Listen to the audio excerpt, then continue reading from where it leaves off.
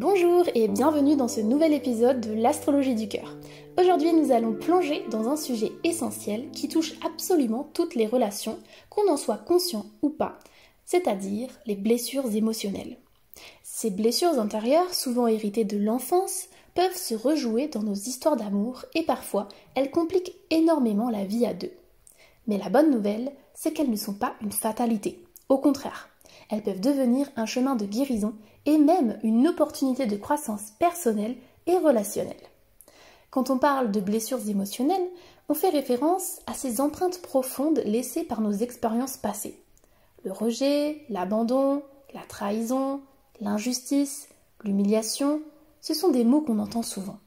Derrière chacun, il y a une douleur, une mémoire, qui colore la façon dont on perçoit l'amour et la sécurité affective. Dans un couple, ces blessures s'invitent souvent sans qu'on s'en rende compte. C'est comme si elles appuyaient sur des boutons sensibles. Un geste, une parole, un silence même, peut réveiller une ancienne douleur. Par exemple, quelqu'un qui porte en lui la blessure de l'abandon peut vivre l'absence de son partenaire, même banale, comme une angoisse disproportionnée. Celui qui a connu l'humiliation peut réagir très fortement à une remarque, même anodine.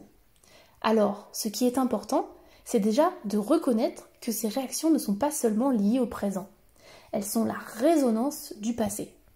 Et quand deux personnes sont ensemble, leurs blessures peuvent parfois s'entrelacer. C'est là que naissent beaucoup de conflits, de malentendus, de tensions. Non pas parce que l'amour n'est pas là, mais parce que chacun porte un bagage invisible et c'est le manque d'amour pour soi qui entre alors en jeu. L'astrologie peut nous aider à mettre de la lumière là-dessus.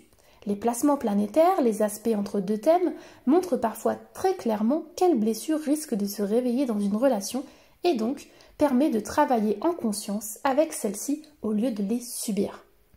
L'astrologie peut donc nous aider à mettre des mots et des images sur ces blessures. Par exemple, un thème natal peut révéler certaines sensibilités particulières. Prenons Saturne.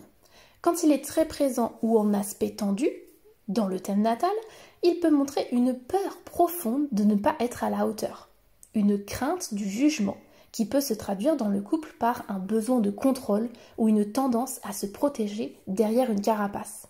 Cela peut créer des tensions si l'autre perçoit cette distance comme un rejet. A l'inverse, Pluton, lorsqu'il est activé par des aspects forts, peut indiquer une blessure liée au pouvoir, au contrôle ou à la peur de perdre l'autre. Cela peut amener des dynamiques de jalousie ou d'attachement intense, où la relation devient le lieu de toutes les projections inconscientes. Là encore, en prendre conscience, c'est déjà commencer à transformer cette énergie. On pourrait aussi parler de la Lune. Si elle est blessée dans un thème, par exemple, en aspect difficile avec Saturne ou Pluton, elle peut révéler une sensibilité particulière aux blessures du passé, à la peur d'être rejetée ou de ne pas être nourrie affectivement. Et cela joue directement dans la manière dont on vit l'intimité. Mais attention, rien de tout ça n'est une fatalité. L'astrologie n'est pas là pour enfermer, mais pour éclairer. Elle met en lumière ce que nous portons afin que nous puissions le reconnaître, le comprendre et peu à peu le guérir. Grâce à l'astrologie, il devient plus facile de prendre conscience de ce qui se joue. Et ensuite, il est question de transformer ces blessures en chemin de guérison et d'approfondissement de la relation à soi et à son ou sa partenaire.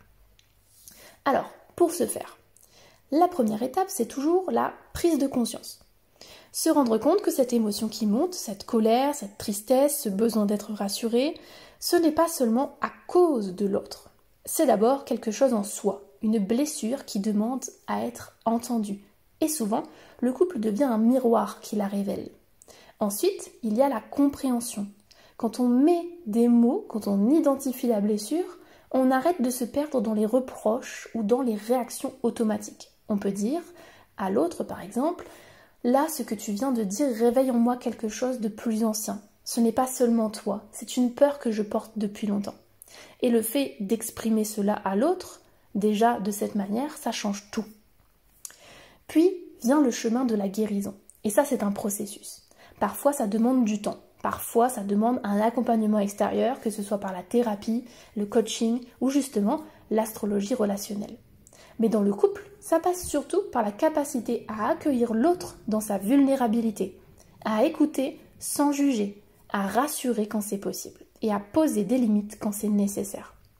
Le piège, ce serait de croire que notre partenaire doit réparer nos blessures. Ce n'est pas son rôle, mais il peut être un soutien, un allié, un miroir bienveillant. Et à l'inverse, on peut apprendre à ne pas se sentir responsable de guérir l'autre à sa place. L'amour, c'est une rencontre entre deux personnes entières, pas entre deux moitiés qui se soignent mutuellement. Alors, peut-être que vous vous demandez comment on fait concrètement dans la vie de tous les jours pour avancer malgré ses blessures. Ça commence souvent par de petites choses. Prendre un temps de recul quand l'émotion est trop forte, nommer ce qu'on ressent au lieu d'accuser, cultiver des moments de sécurité dans le couple et surtout se rappeler que derrière chaque blessure, il y a un besoin d'amour.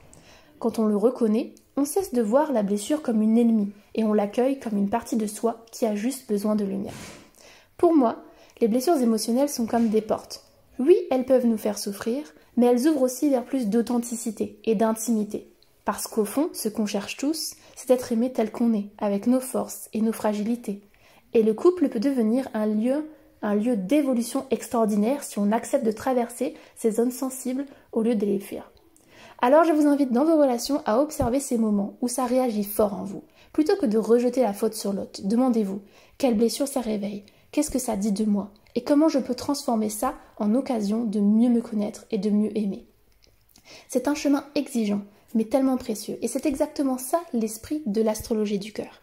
Utiliser les symboles, la conscience et l'amour comme outil de compréhension et de transformation. Merci d'avoir été avec moi pour cet épisode. Si ce sujet vous parle, si vous sentez que ces blessures influencent vos relations et que vous aimeriez les explorer autrement, je vous invite à vous abonner à la page, à partager ce podcast et à me dire en commentaire ce que vous vivez, parce que vos retours enrichissent ce projet et permettent de créer une communauté autour de l'amour conscient. Je propose aussi des consultations pour vous aider à vous servir de votre thème astral pour mieux vous comprendre et comprendre votre couple. Vous trouverez les détails de contact dans la description. Je vous retrouve très bientôt pour un nouvel épisode et d'ici là, prenez soin de vous et de votre cœur.